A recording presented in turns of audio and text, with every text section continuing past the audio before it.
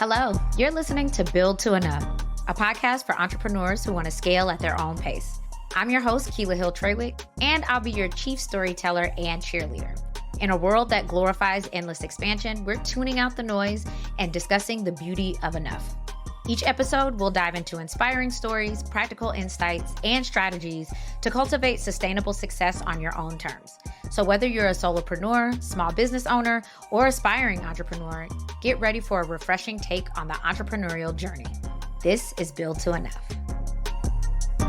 Hey, and welcome back to the Build to Enough podcast. So as usual, we always want to talk about really being intentional about scaling and growing, even if that means not getting big, which, I am a proponent for. And today I want to talk about shiny object syndrome. There is so much noise. There are so many things that are yelling at us about the latest trends and new technologies and exciting opportunities. And we have a habit of finding those and thinking that is my quick fix. That is what's going to solve all of these issues that I have been finding in my firm or agency. But really, if you're like me, you have found that what actually happens is that it dilutes our focus, it drains our resources, and it stops us from being able to do any semblance of growth because we're constantly stuck in this hamster wheel of trying new things. So, today, we're going to talk about what shiny object syndrome is, why it's so detrimental to our businesses, and most importantly, how to stay focused on what really matters. As usual, we want to give you some practical strategies and tools and real life examples so that you have a sense of how we have been able to maintain clarity and potentially some opportunities of how you can kind of get out of this rut as well. So, let's go ahead and dig in on how to stay in your lane, stay focused, and drive your business forward. Okay, so if you haven't heard of this before, which my guess is that most of us have, shiny object syndrome is a tendency to be easily distracted by new and exciting opportunities. And usually this means that we're constantly pursuing like these new trends and technologies, and we're not necessarily considering fully their relevance or whether it really meets our core objectives. And what I like to say is like, what problem is this fixing? What problem are you trying to solve for me? And when we have this shiny object syndrome or SOS, we are so focused on potentially reaching out to it and implementing it that we're missing whether it's actually the right solution for us. And I will say that for us, where that has happened is new tech tools. So there is always a technology that feels like it's going to be better than the one that I hate right now. Trending marketing strategies. Somebody's always trying to tell you how to get new clients and offer new services and repackage everything before you may have had a chance to see if what you're already doing works. And then unnecessary business ventures. This may be things like coaching that you're not really ready for, or investments in masterminds that are lower than where your business currently stands. It's not necessarily a bad investment, but you need to take some time to really assess whether or not this is what you should be investing in now. There are some costs to these distractions too. Some of them are financial or non financial, but starting with the non financial ones, it can impact your productivity. So, I know, as somebody who has talked about burnout with you here before, that when you're constantly innovating and changing new things and trying to keep up with things, you are adding more to your plate than the core responsibilities that you already had. And it is really easy to run out of time quickly. In addition, it's hard to stay efficient. Like you're always having one foot into one system, but you're not really figuring out the full capacity or capabilities of that system because your eye is already on the next thing that you could be adding. That means that you've got fragmented attention and it's hard to complete the tasks that you have on your plate in a timely manner. Like it's just hard to keep up with them because you have this interrupted workflow. You're constantly looking at like, wait, when I do this, which system am I using? What am I trying to complete here?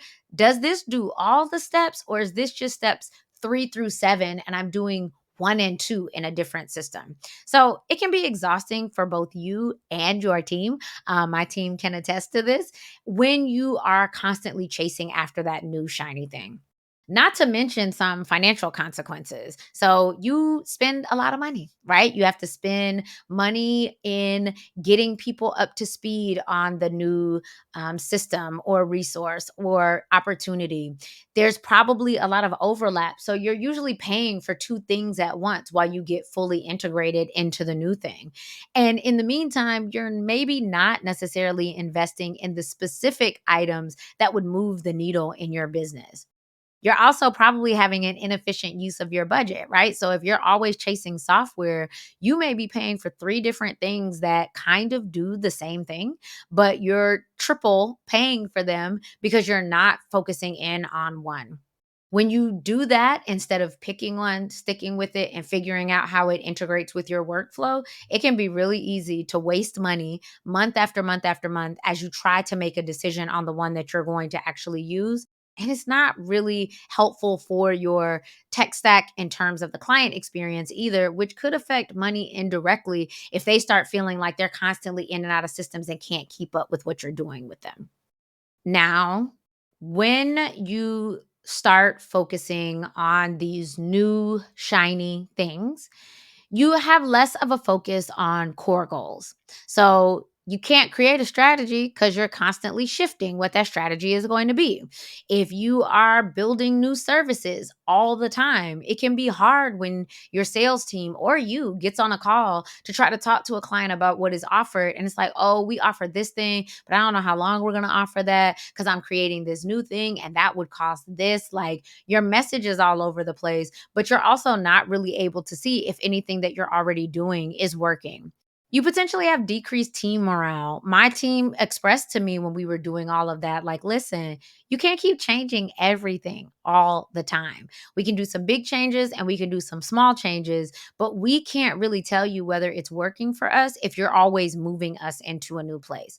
You don't want your team to be disillusioned or demotivated. You want them to feel like they're empowered to use the technology and resources and opportunities that you've brought to them in order to do new and innovative things for the business.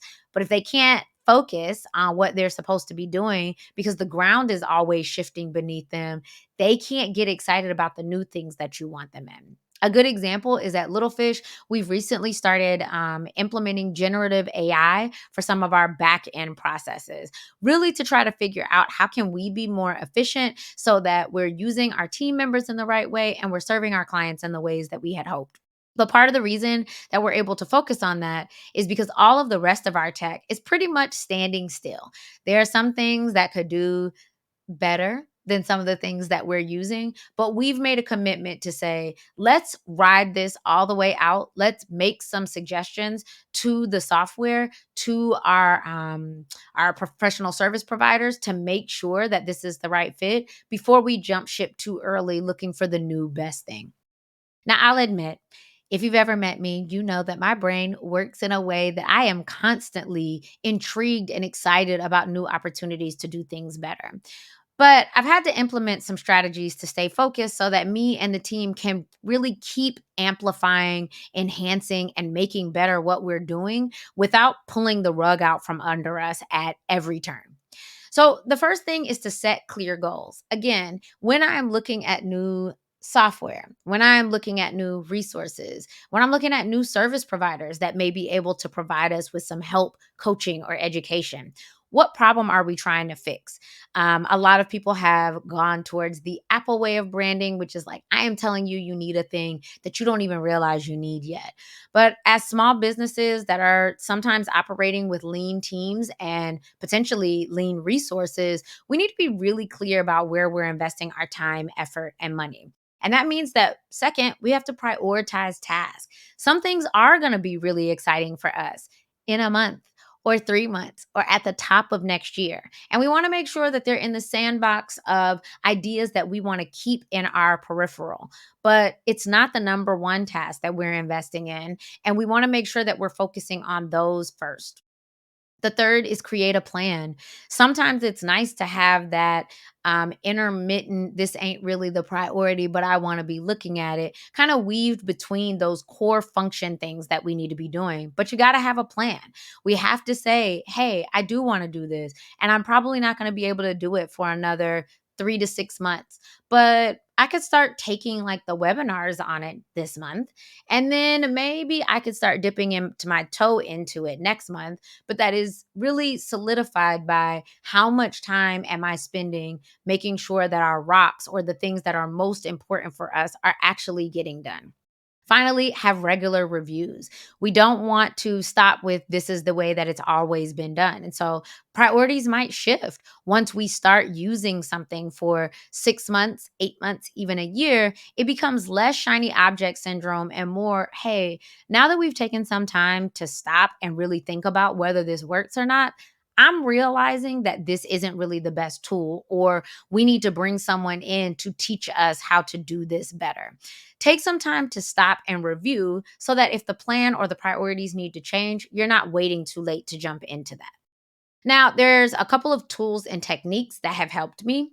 Time management tools. So, the Pomodoro technique has been super helpful for me because I can't focus for really long periods. So, those spurts of 25 to 30 minutes of work with a 5 to 10 minute break have been really good in giving me that space to do laser focus on work and then have that brain space to hang out, daydream, or focus on something that's a little more tedious and less like mind intensive.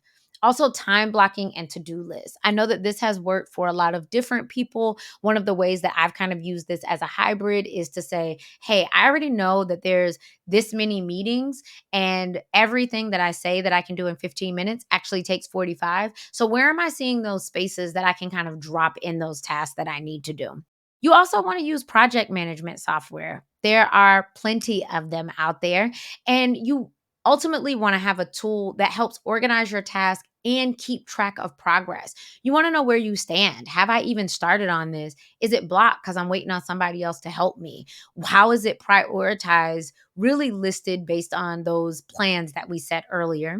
And then finally, do we have accountability partners? These can be peers. I definitely have a bestie, a biz bestie that I talk to constantly to like help keep me on track and me keeping her on track. This could even be your team. Hey, you said that this was the priority. Now you're adding all these other things. How do you want me to really make sure that those get done? Pushing back on us to say, are you following the plan that you even set? And then when it comes to new opportunities coming in your face, you want to evaluate them asking some really specific questions. Does it align with your mission and goals? There may be things that will say, we will grow you to this point. But again, if you're being intentional about growth, you might not need 500 leads or more people in your quote funnel or this many more calls coming into your office. It might be more beneficial if you're doing targeted information for a very specific client base. What are the potential risks? What are you giving up by taking on this new opportunity or software?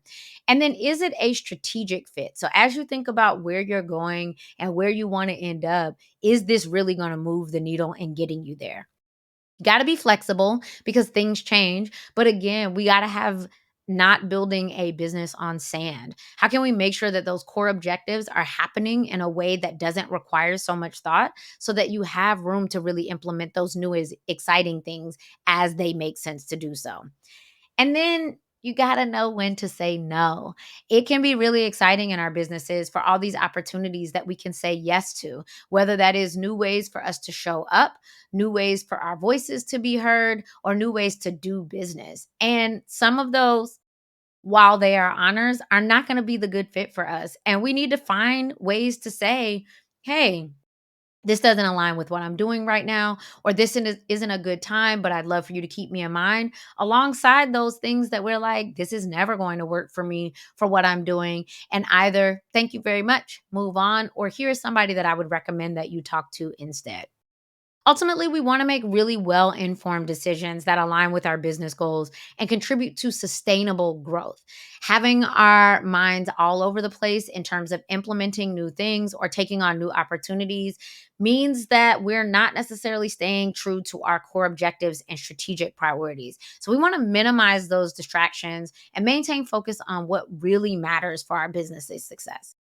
So, When you stay disciplined and focus on what matters, you can navigate distractions effectively. I've given some examples of how I have done it and know that I still struggle in some of those ways too. We're all working on it. But if you can keep coming back to this place of what really matters for the business that I want to build, I guarantee that it'll be easier to say no to those distractions so you can focus on what's actually going to make the life and the business that you want to lead. Thank you so much for listening. I will talk to you next week.